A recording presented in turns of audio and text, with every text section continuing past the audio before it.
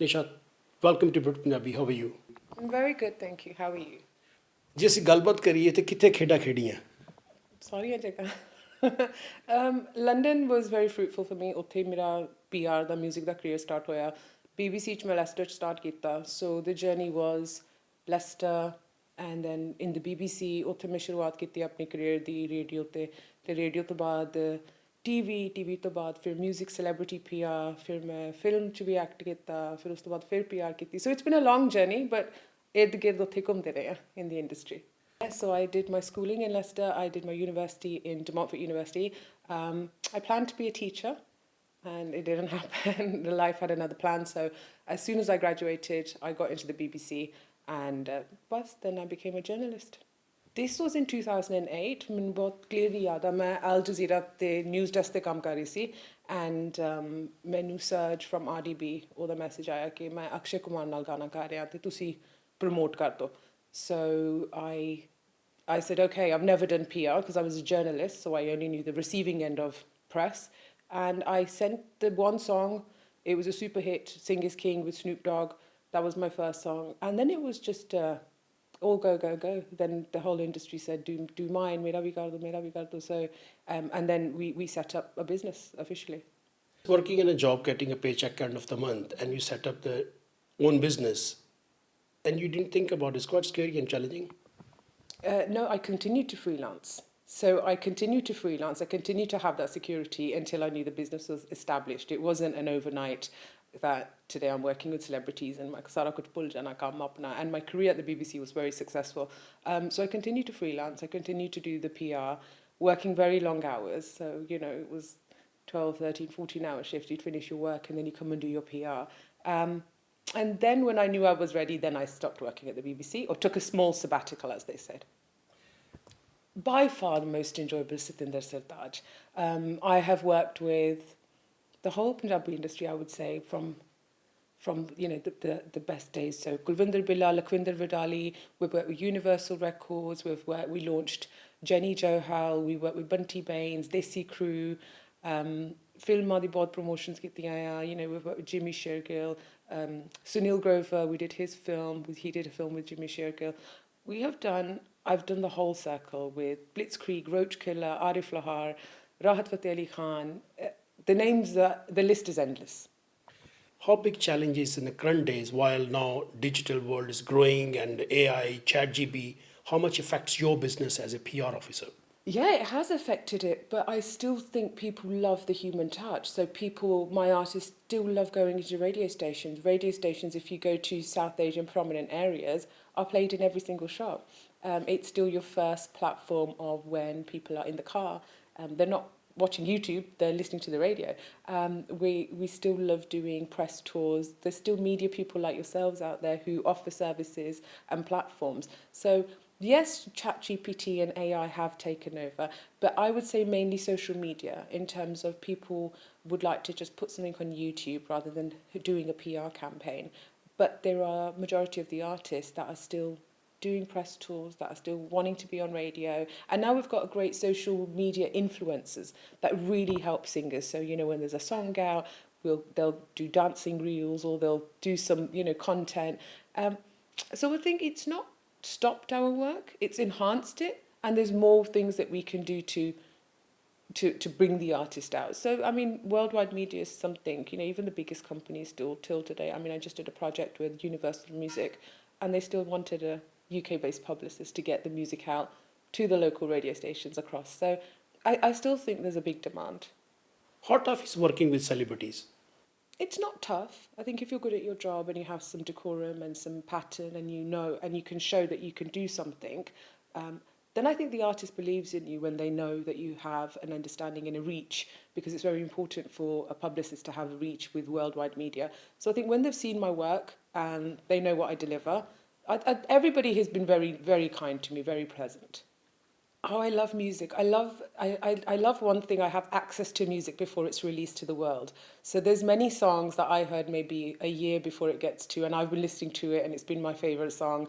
I love listening to music. I love speaking to them. I like to know about the artists. You know, I like getting to know the artist as well. Satinder Sartaaj would say to me when he was in Leicester a few years ago, and we were doing radio, ke, "Aaja gala maar de." So in between the radio interview, you know, he's saying, "So how's your mum and dad? What are you doing?" And he's a very lovely, caring person. And they're just human. You know, they have this absolute star nature and the talent, but just they're good friends now. Yeah, we get on really well on and off screen, on and off the PR scale. How BBC's shape you working with them? BBC's given me everything. Firstly, it's given me training. It's given me the understanding what journalism is. It gave me the ability to have confidence to speak to people on a mic, off mic, make radio. And radio is my passion. You know, I think it will always be something I've done. And I've tried other fields of work, and it always comes back to wanting to make radio or make programs. BBC has taught me everything for the past 20 years of my career. It's a Punjabi film with Ami Varg. I was the second lead. It was an immigration officer. That came to me when I was working in production, and we knew Ami for a long time. And there was one person short on the film, and they just said, "Tu kar lengi?" And I said, "Hanji, main kar lenni hai." But it was the toughest job. Out of all the jobs I have done, acting was by far the toughest. It was a very daunting experience, you know, as somebody as a novice in acting. But I think by 8 weeks or 10 weeks, ਜਦੋਂ shoot complete ਹੋਇਆ, ਜਿਹੜਾ last scene ਸੀ, ਉਹ film 'ਚ ਵੀ ਤੁਸੀਂ ਦੇਖੋਗੇ ਨਾ, that's my most confident, because by that I got used to being in front of a camera. But before that, I was really nervous, and I was just reading the lines. I wasn't feeling them. And when you're an actor, you have to be able to read, emote, and you know, and Ami Work used to always say to me, "Tu exam thodi dena hai, you don't have to memorize, you just have to feel." So he helped me a lot through my acting career, and he supported me when the directors were telling me off, you know, and he was like, "Koi gal nahi, sara naal hunda hai, tu kar la koi na." But yeah, I think by the 8 weeks or 10 weeks of filming, the last few days is where I got the hang of acting, and hats off to all the actors out there, because it's not an easy job. So you ever think about pursuing, no, Punjabi film industry is huge around the world. You ever think about going back and pursuing that career? Yeah, so there was a family member in the film of mine called Satwant Kaur. So she was a Punjabi actress, and she said to me, you know, ਜਦੋਂ ਤੁਹਾਡੇ makeup ਲੱਗ ਜਾਂਦਾ ਨਾ ਮੂੰਹ ਤੇ ਕੈਮਰੇ ਦੇ ਸਾਹਮਣੇ, ਫਿਰ ਉਹ ਲੱਥਦਾ ਨਹੀਂ. There's always something in you that wants to go back. Would I go back? Never say never. I don't know. I have Jatinder Shahji offered me a film, but I just had my little one, so I had to decline. But maybe at some point. How you manage your motherhood life between work? Oh God, it's all routine. I think I've managed it really well, being really busy since I've had kids. You know, the kids kind of came when the career was thriving and everything. It's just routine. It's managing it. I think our house is very much, the kids know, you know, what time they're going to sleep, what time they're waking up, what time they're having dinner, and that helps me manage my day. So if I have an interview, or if I'm, you know, if I have a meeting, I can work around a schedule. I couldn't have done it if I didn't have a set timing. So, you know, it's, my children are now 7 and 5, and they know that 6 o'clock is upstairs, 6:30 is bath time, 7:30 is lights off, and that just helps me, you know, have some time for myself and my mental health, and having that when I'm clocking off from motherhood. Because I think if you don't have that understanding of when they're going to go to sleep and when you're going to clock off, you can't manage a career like mine. What motivated you to talk about mental health? I think it's so important that we do talk about it. I think being raised in families, not just my family, but South Asian families, when we speak about mental health, it's usually and they don't understand the depth of that. No one is mentally unwell and can't be fixed. There's cures, there's treatments, there's therapists.